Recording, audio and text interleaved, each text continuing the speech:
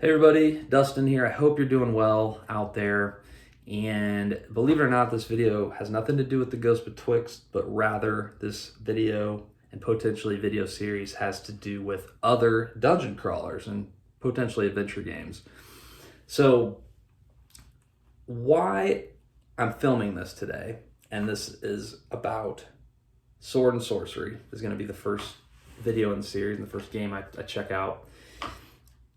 I've been thinking about the last year. We're in the middle of a pandemic, of course, and game groups have kind of ceased to exist for a little while outside of playing online.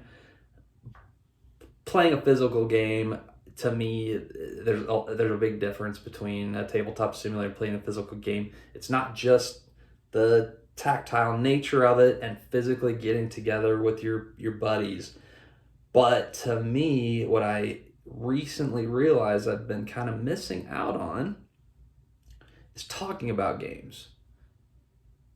You know, when I play games, I love the experience with my friends of whether it's right after the game you just played together, whether it's the next day if you see somebody at work or whatever, and you remember back to what occurred in the game, whether it is a competitive game or a cooperative game.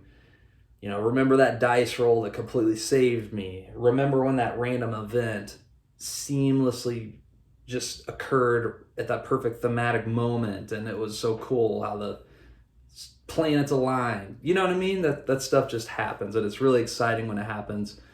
But if you are playing alone, you have nobody to really share it with.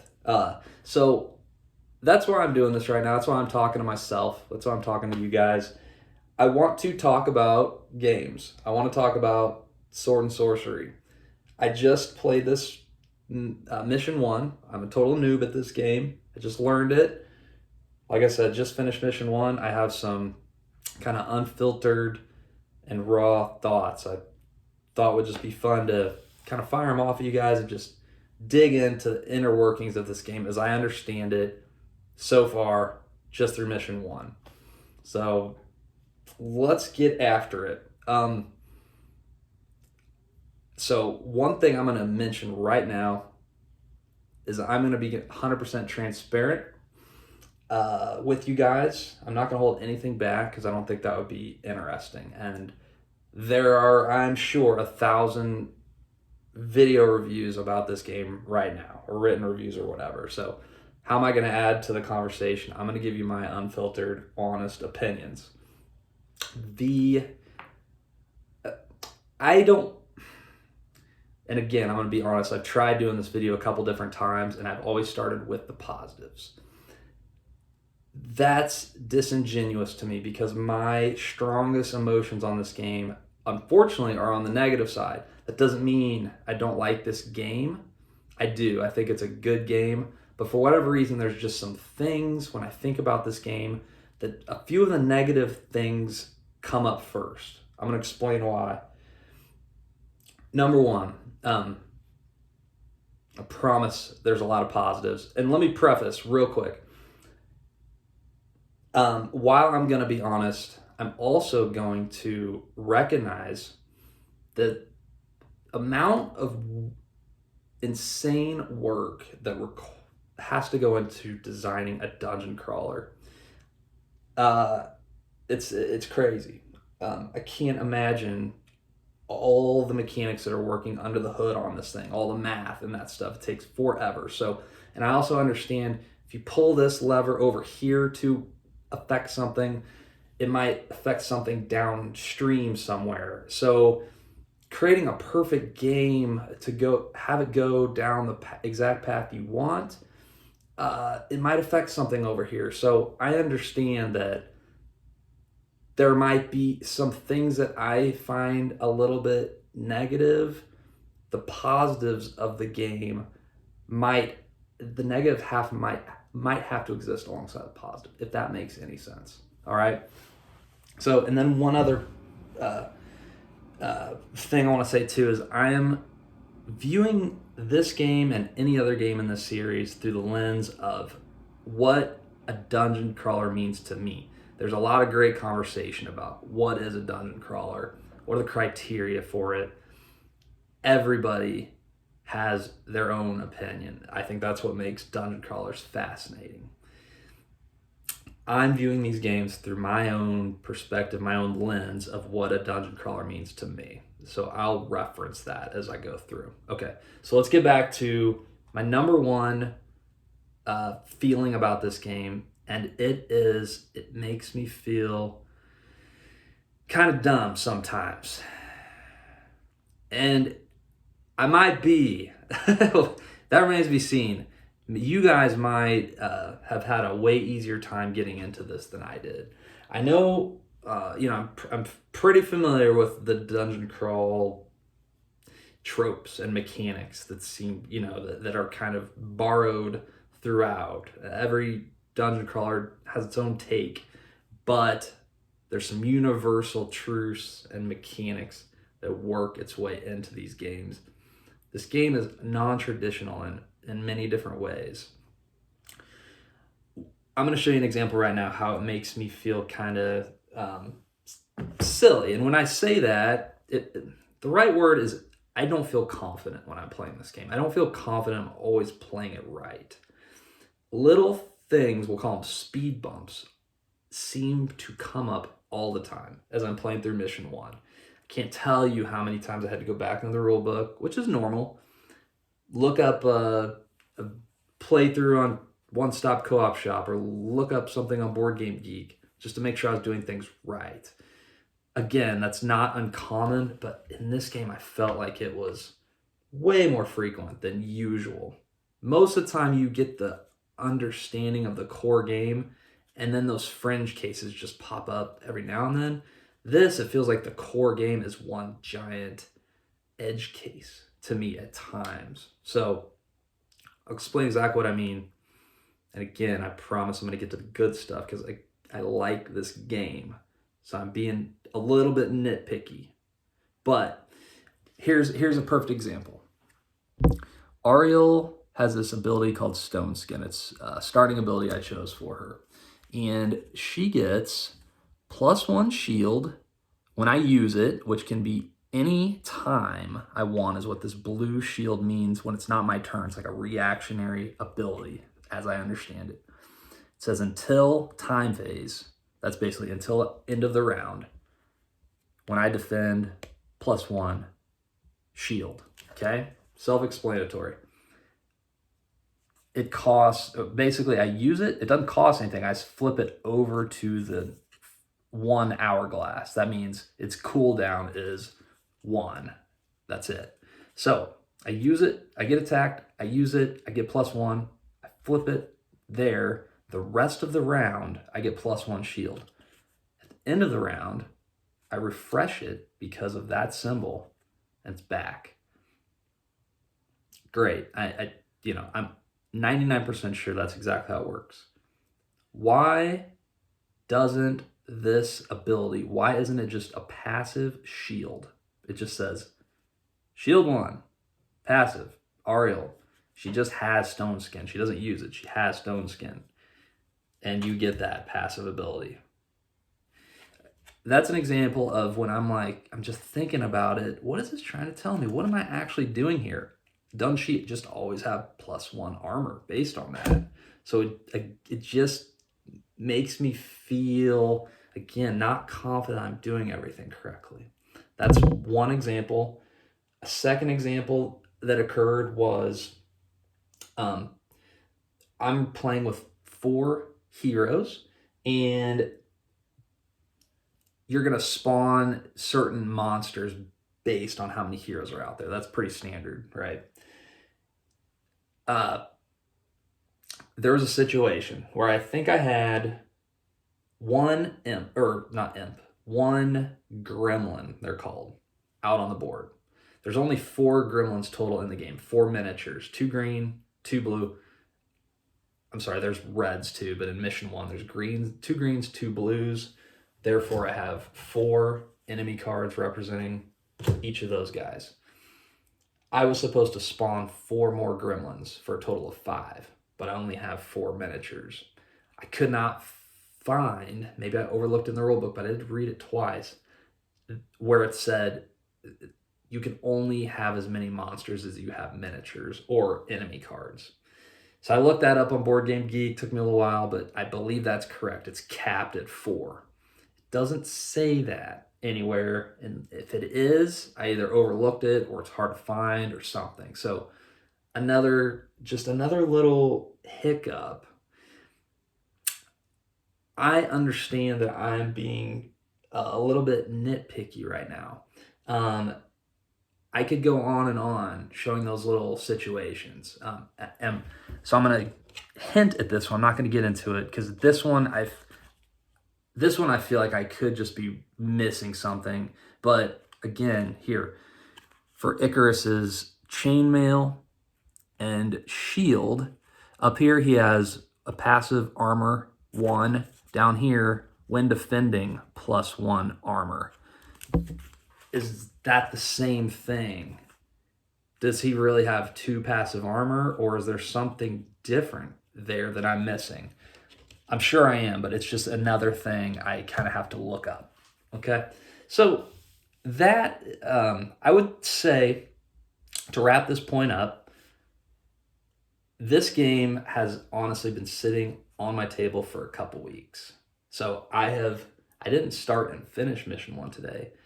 I've just finished the last part because it's taking me forever to get through and just feel confident when I'm playing the game. Playing the game by the rules it's always been important to me, my whole life. So I just really don't like proceeding if I am not 100% sure I'm doing it correctly. So that's really, it's not that big of a deal. So that I guess that's what I'm saying. While that's my initial most intense reaction to this game so far, I also understand I'm going to continue to learn this game. It's going to get easier and I'll understand a lot of the nuance going on. All right. One more thing about this game, we'll go back to what I mentioned a little bit ago. When I talk about these games, I'm going to view it through what I like about dungeon crawlers. I think I already mentioned, or maybe this was in another video I tried a little bit earlier. I'm a big fan of campaign games. I'm excited that this is a manageable campaign. It's not super intense or super long to go through it. So that is a positive. But one thing I love about these types of games is, and when I again think about dungeon crawlers, what's important in a dungeon crawler to me? What do I love about dungeon crawlers? It's the thrill of the unknown. What's behind the next door? What's coming in the story? So again, the campaign is great because I know there's more to come, right? So we'll get into that in just a minute when we talk about the positives. But another thing high on my list of criteria for dungeon crawlers, the thrill of the unknown, what's behind the door. This game doesn't have that as far as exploration is concerned. It does have that when it comes to, I know there's a story event on the map, I'm going to flip it over, it's going to have me read something, and probably monsters are going to come out or something. That's totally cool. I like that. What I feel is missing, and I'm probably in the minority here, I'm not in love with fixed maps, always. I much prefer the dungeon building as you're going through. What I mean by that is, if you think about it, let's think about Diablo. The best, my definition of a dungeon crawler is Diablo, pretty much. Diablo 1, just to be clear. Diablo 2 as well, but for sure Diablo 1. If you remember that game, you have the perspective, you have the information of your character. When your character is going down a hallway and there's a door in front of you, you have no idea what's past that door. Is it 20 skeleton archers sitting there waiting for you to light you up as you walk in that door? Or is it an empty room? Or is it treasure? Or is it a boss, the butcher sitting there waiting for you in Diablo 1, if you remember that? encounter. You are that character. You have the same information as him or her. In this game, it's a little bit different. I feel like I'm this omnipresent person using these characters as chess pieces because I see the entire map in front of me. I already know these areas that they're going to venture through. Again, I don't know what's behind some of these cards, so that is cool. There's still some hidden information, but I think it would be more exciting if this mission started with just what was in their line of sight. And I'm seeing things through their eyes. I think that is a more interesting way to experience these missions, the campaign, the story. It really brings it full circle, hammers it home, if you will, because otherwise we're already hiding information from the players. Why not just go all the way and you are these characters, if that makes sense. So that is not a critique of this game. That is a observation on my part and the things that excite me about dungeon crawlers. So it's not a con or anything like that. Just an observation. All right, so the last thing I'll say from a critique perspective about Sword and Sorcery is the combat so far hasn't been all that interesting. I always love rolling dice. I still do in this game. The act of rolling dice and seeing what happens is fun. It will always be fun for me. I don't care if they're your typical D6s. I don't care if they're D10s with all these wacky symbols all over it. It's always fun just to see what happens. But from a strategic or tactical perspective, a decision-making perspective, like where you really have to analyze what's happening out there and be really efficient with your moves, I didn't feel it yet. And I'm well aware that this is only mission 1.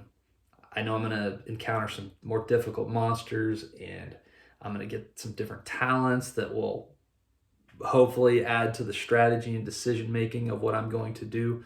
But at this point, from the core game, that's what's available to me immediately, if you strip away all the fancy talent cards that are coming and the different weapons, you just strip it down to its base.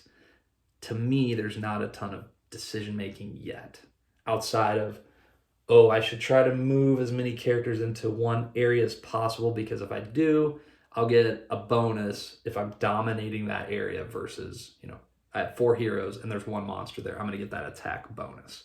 So that's a cool mechanic. I like that quite a bit, but I kind of feel like it's one of the only strategical mechanics so far.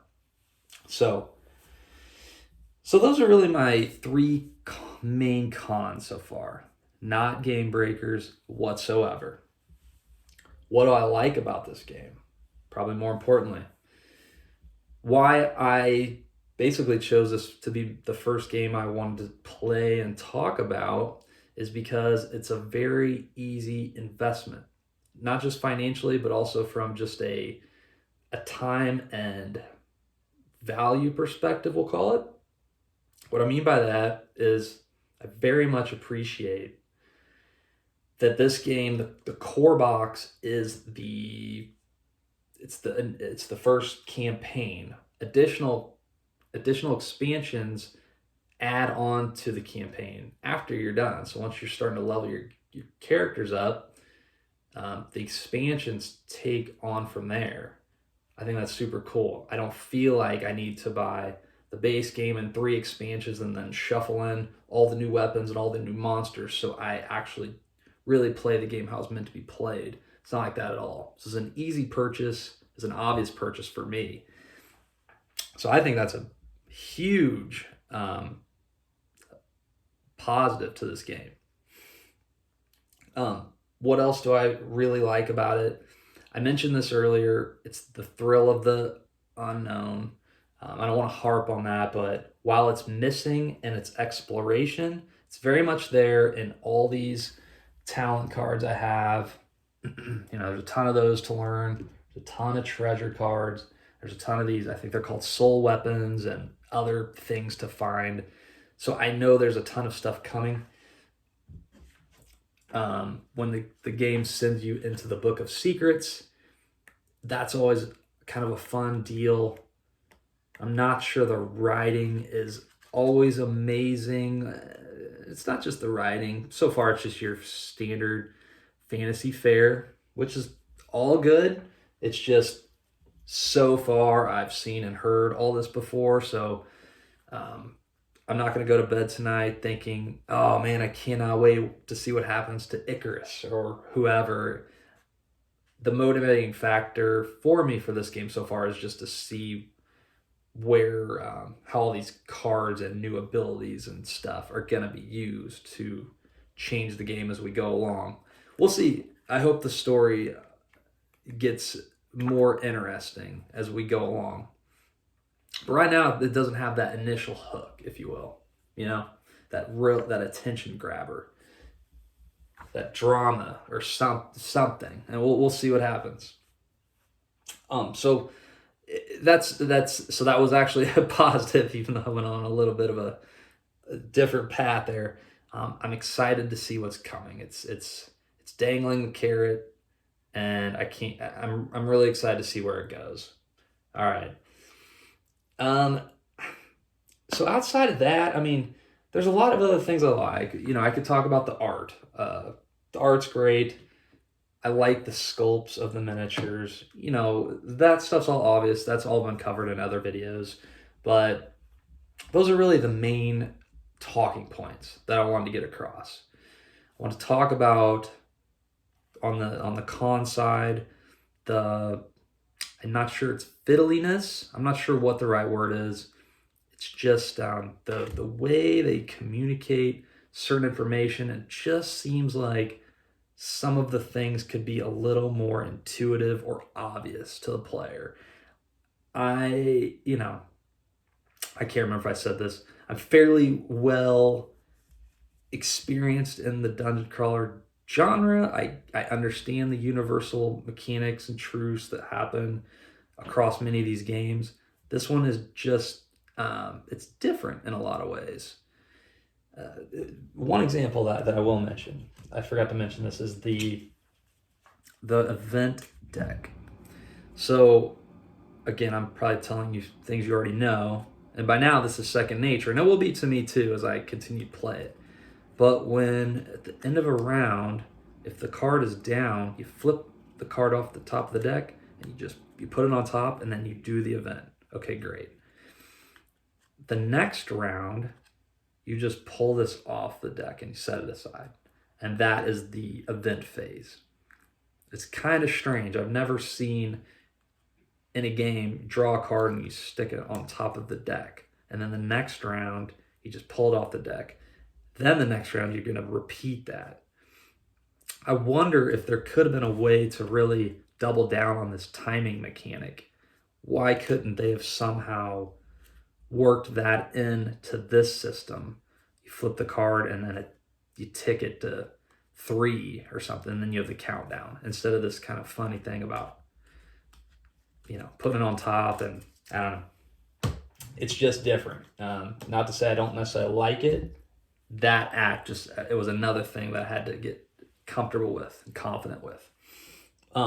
Okay, so again, to recap, we'll call it that little bit of a fiddliness, or some of the graphic design choices I think could have been smoothed out just a little bit. That's number one. Number two, they're fixed map tiles. No problem with that. I just really get excited when I'm building the mission or the environment as I'm going along. It makes me feel like I'm not controlling these characters, but I am these characters. Again, that's a personal preference. Number three, the combat, the decision making, so far has been okay. We'll see where it goes. I'm sure it will continue to get more interesting and compelling. But the positives I mentioned are obvious. Very easy game to get into from a investment perspective.